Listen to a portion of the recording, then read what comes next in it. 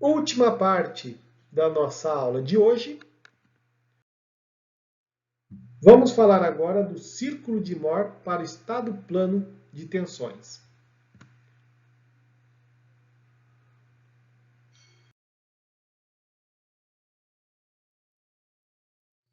Pessoal, o que é o círculo de Mohr? O círculo de Mohr é um método gráfico para determinar tensão combinada resultante das tensões máximas, normais e de cisalhamento. Tá? Bom, qual que é a vantagem desse método? É que você consegue fazer considerações geométricas simples de se trabalhar, em que você pode determinar essas tensões, tá? Sem ter que apelar para métodos analíticos. Bom, para poder fazer esse tipo de exercício, vocês vão precisar de régua, compasso e, se possível, pode ser que seja necessário um transferidor também, caso você queira calcular o ângulo, tá bom? Mas se não quiser calcular o ângulo, não tem problema, tá bom? Mas esses elementos você vai precisar. E, lógico, lápis e borracha. Bom, primeira coisa, vamos colocar o nosso cubo representativo do estado plano de tensões. Quando eu tenho um elemento que ele sofre um esforço, né? Esse esforço ele é multiaxial, o que acontece? Eu tenho uma distorção desse elemento. Por que ocorre essa distorção? Porque eu tenho tensões cisalhantes e essa tensão cisalhante provoca deformações angulares. Ponto. Tá? Então, esse elemento, se eu colocasse ele na angulação em que ele sofre a deformação cisalhante, eu vou ter dois tipos de tensão, o sigma máximo e o sigma mínimo. Tá?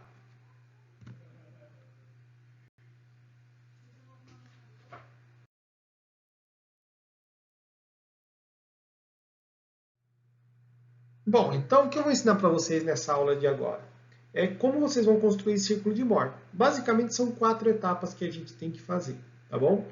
O primeiro deles é determinar as tensões atuantes no eixo, principalmente as tensões normais, tá? Nesse caso, a gente sabe que o eixo horizontal é a tensão normal e o eixo vertical é a tensão cisalhante. Bom, então se eu tenho aqui no meu cubo de estado de tensão, eu tenho σx e σy, e percebam que os dois estão para fora, então são duas tensões normais de tração. Então eu vou ter aqui o nosso σx e eu vou ter aqui o nosso σy.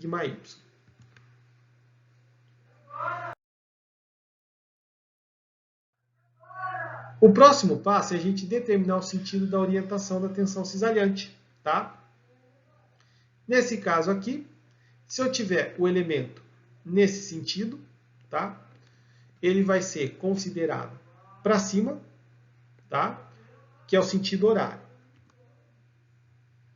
Se ele tiver no sentido para a esquerda, ele vai provocar um giro de sentido anti-horário, então ele vai estar representado para baixo. De certa maneira, para a gente poder saber qual que é o ângulo de distorção, isso não vai ser muito levado em conta se é para cima ou se é para baixo. Eu mesmo nem respeito muito essa representação, porque o meu objetivo é obter as tensões normais máximas e principais também. Então, se você representar para cima, para baixo, não vai ter problema nenhum. Se tiver no transferidor, vai obter esse ângulo de distorção também sem problema algum.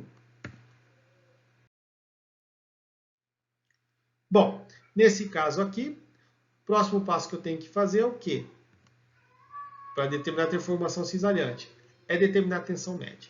Tá? Então, você vai lá, calcula a tensão média, ou não precisa nem calcular, vai com a régua, mede a distância entre eles e marca o ponto mediano entre esses dois elementos. Lógico que tudo isso daí tem que ser feito em cima de uma escala determinada por você e que você tem que obedecer ela, tá bom? Por exemplo, se cada 1 centímetro representa 10 megapascal, tem que representar cada 1 centímetro ser 10 megapascal, tá bom?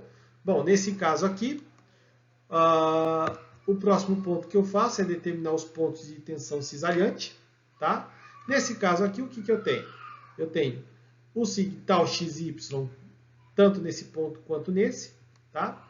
Então a gente representa, como eu tenho nesse ponto e nesse, eu posso representar dessa forma, não há problema nenhum, tá? E o tal xy aqui, como falei para vocês, ele vai estar para cima. O menos tal xy eu representei aqui para baixo, tá bom? E aí eu faço a conexão entre eles. Bom, a partir do momento que eu faço essa conexão, o que eu estabeleço? O raio. Eu posso estabelecer esse raio ligando a tensão média até esse ponto, ou a tensão média até esse ponto aí. Então, já determinei o quê? Quais são as posições, tensões normais aplicadas, tensões cisalhantes aplicadas e qual que vai ser o raio do nosso círculo de Mohr.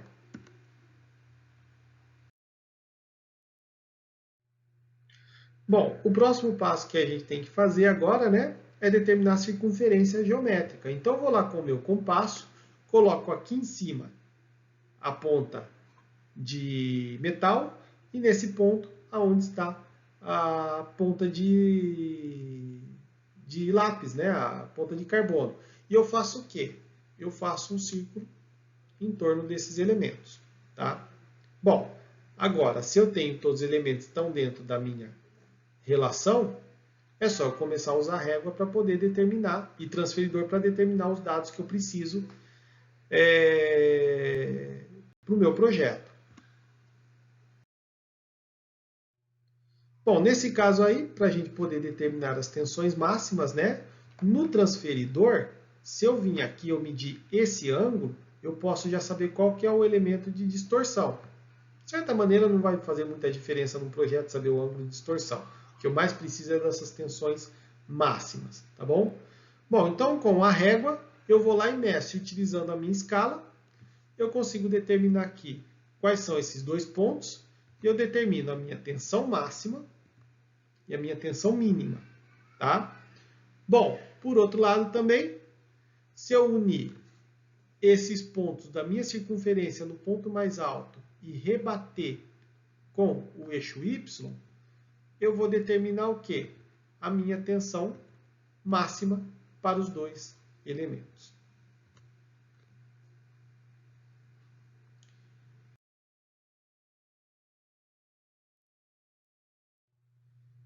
Bom, pessoal, então falei muita coisa, né?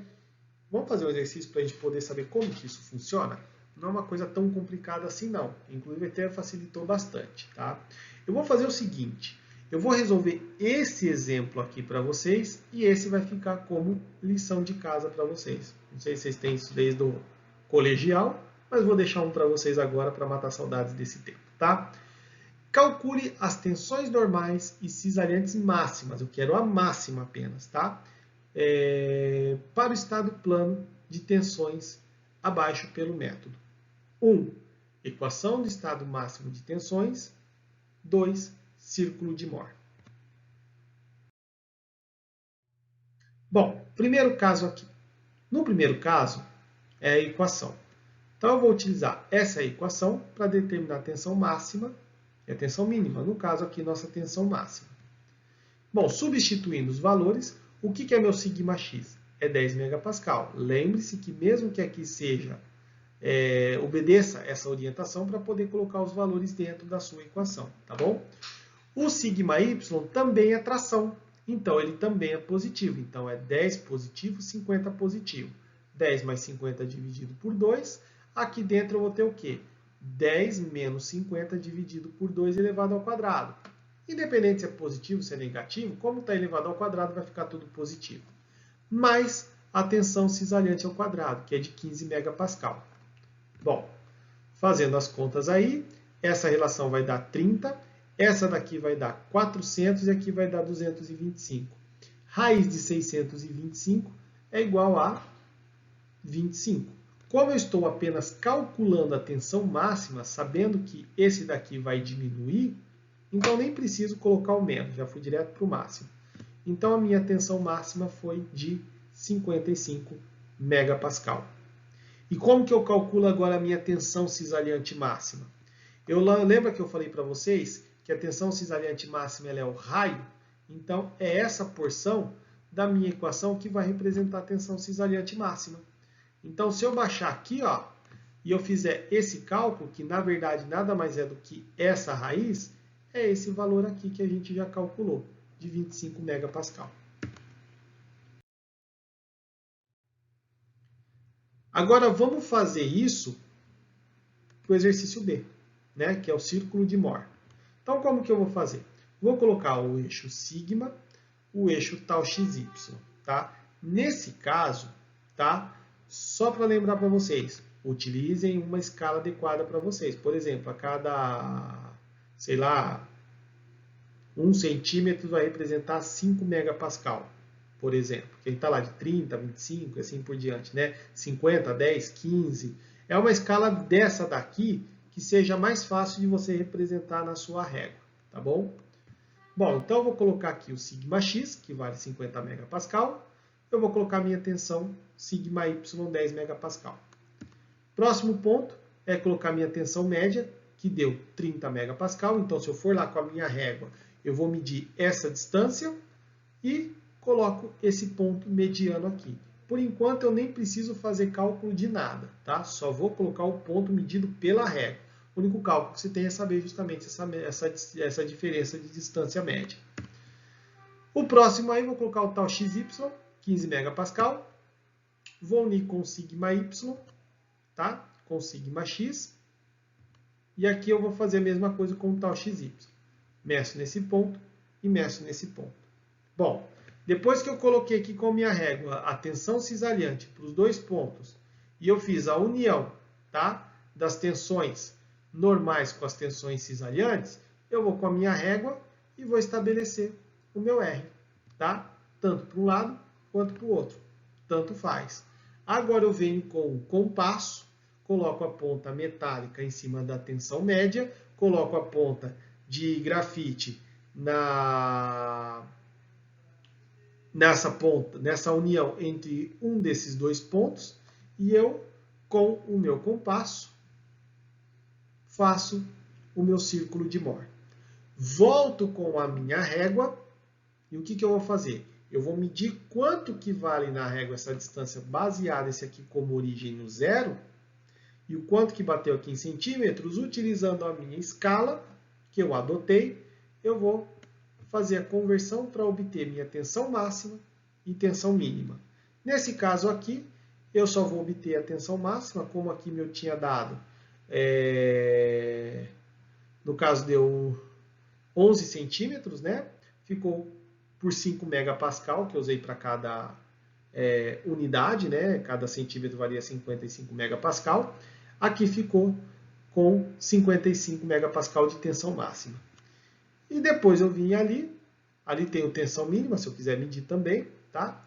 E agora eu tenho que rebater esse ponto aqui em cima, é só vir com a régua, né? E rebater esse ponto máximo do meu círculo no meu eixo vertical, e eu vim com a régua aqui e medir também. Nesse caso, acabou dando 5 centímetros, né? Cada um vale 5 megapascal, então a minha tensão máxima ficou em torno de 25 megapascal, o que corroborou com os resultados que a gente fez analiticamente.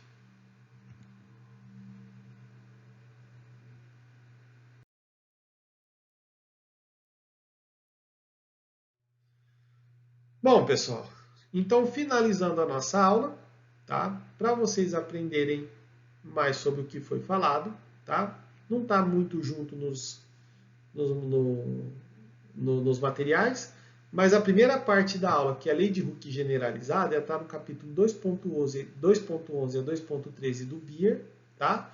E a parte de círculo de Mohr, tensões cisalhantes máximas e mínimas, e principais também, está no capítulo 7 a 7.4 do Beer e no capítulo 9 do Hibbeler. No mais, agradeço a atenção dispensada por vocês, desejo um bom estudo, tá? Não esqueça de fazer as atividades no AVA e nos vemos na próxima aula com a parte de teorias de ruptura. Um grande abraço e até lá!